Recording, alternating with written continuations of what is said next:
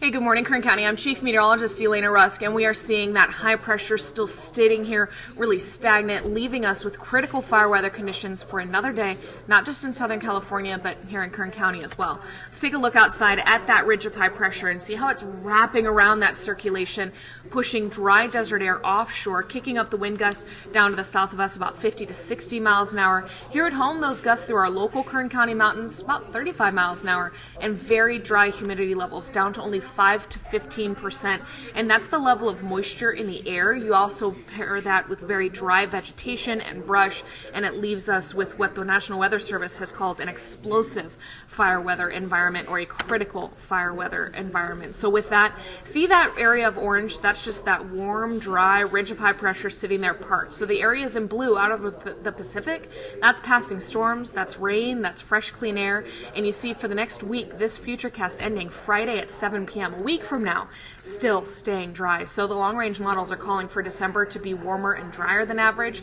We are on that note so far. Typically, by now, we should have had about an inch of rain for October, November, and this far into December. We've only had 3/100 of an inch, just barely above a trace, and that's because of these dry offshore winds. See how they continue throughout the day today. A little bit breezy midday tomorrow, about 15 to 25 miles an hour sustained through our mountains, and then heading into Sunday, much of the same. So that's going to help to warm us up heading into our weekend. Look at these upper 60s today, about 10 degrees above average, 70s potentially by Sunday. Thin passing clouds, a breeze from times, but no fresh air, no moisture coming on shore. So Tuesday night, as Hanukkah begins, you can see that temperatures will stay higher than average. We stay warm and sunny for the rest of next week. By next Sunday, you see that cloud cover, a little dip in temperatures. Could that be a chance of rain?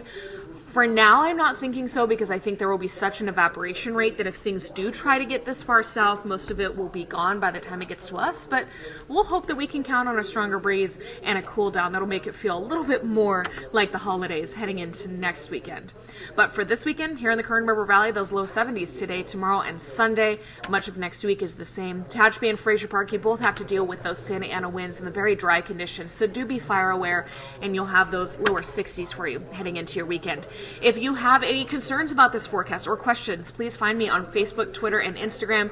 Share your weather reports and your photos as well. We love seeing them.